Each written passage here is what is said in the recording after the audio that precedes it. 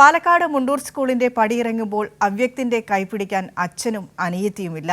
മുണ്ടക്കൈ ചൂരൽമല ഉരുൾപൊട്ടലിലാണ് ഇരുവരുടെയും ജീവൻ പൊലിഞ്ഞത്. ഉരുൾപൊട്ടലിൽ അത്ഭുതകരമായാണ് രമ്യയും മകൻ അവ്യക്തും രക്ഷപ്പെട്ടത്. ഭർത്താവും മകളും ഭർത്താവിന്റെ മാതാപിതാക്കളും നഷ്ടപ്പെട്ട രമ്യ പാലക്കാട് വീട്ടിലാണ് താമസം.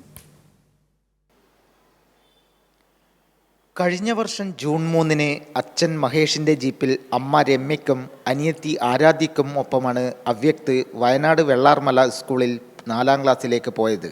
പാലക്കാട് മുണ്ടൂർ സ്കൂളിൻ്റെ പടി കയറുമ്പോൾ കൈപിടിച്ചിരുന്ന അച്ഛനും അനിയത്തിയും കൂടെയില്ല.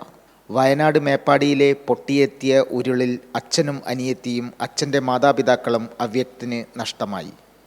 എല്ലാം നഷ്ടപ്പെട്ട രമ്യയും മകൻ അവ്യക്തും പാലക്കാട് മുണ്ടൂരിലെ രമ്യയുടെ വീട്ടിലാണിപ്പോൾ. പുതിയ വിദ്യാലയത്തിൽ പോകാൻ വെള്ളാർമല സ്കൂളിലെ അധ്യാപകർ ബാഗും കുടയും നൽകിയതിൻ്റെ സന്തോഷത്തിലാണ് അവ്യക്ത്. പുതിയ സ്കൂളാണ്, എനിക്ക് സ്കൂൾ നല്ല ഇഷ്ടമായി. പിന്നെ പുതിയ ഫ്രണ്ട്സാണ്, അവരെ കണ്ടിട്ടില്ല, ഇനി നാളെ പോയി കാണണം. അവരെ കണ്ടു കഴിയുമ്പോൾ എനിക്ക് നല്ല സന്തോഷമാണ്. ഉരുളെടുത്തവരുടെ പട്ടികയിലായിരുന്നു അവ്യക്തും. എന്നാൽ ദേശാഭിമാനി ഫോട്ടോഗ്രാഫർ MA ശിവപ്രസാദ് പകർത്തിയ ചിത്രമാണ് അവ്യക്തിനെ അമ്മയുടെ അരികിലെത്തിച്ചത്. മകന് താങ്ങും തണലുമായി രമ്യയും കുടുംബവും ഒപ്പമുണ്ട്. അവിടുന്ന് വയനാട്ടിൽ നിന്ന് ഇങ്ങോട്ട് വന്നു, പാലക്കാട്ടേക്ക് വന്നു. ഇവിടെ മോനവിടെ വീട്ടിനടുത്തുള്ള മുണ്ടൂർ ഹൈസ്കൂളിൽ ചേർത്തിട്ടുണ്ട്. അവനെ സംബന്ധിച്ചൊരു പുതിയ ലോകമാണ്. എന്നെ സംബന്ധിച്ചും എല്ലാവരും മിസ് ചെയ്യുന്നുണ്ട്. ഹസ്ബൻഡ്, മോളെ, അമ്മ, അച്ഛനെ. പുതിയൊരു ജീവിതം എല്ലാം നേരമാണെന്ന് വിശ്വസിക്കുന്നു.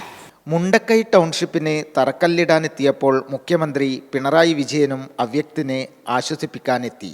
വയനാട് മേപ്പാടിയിലെ ദുരന്തമുഖത്ത് നിന്നും അതിജീവിച്ചാണ് രമ്യയും അവ്യക്തും പാലക്കാട് എത്തിയിരിക്കുന്നത്.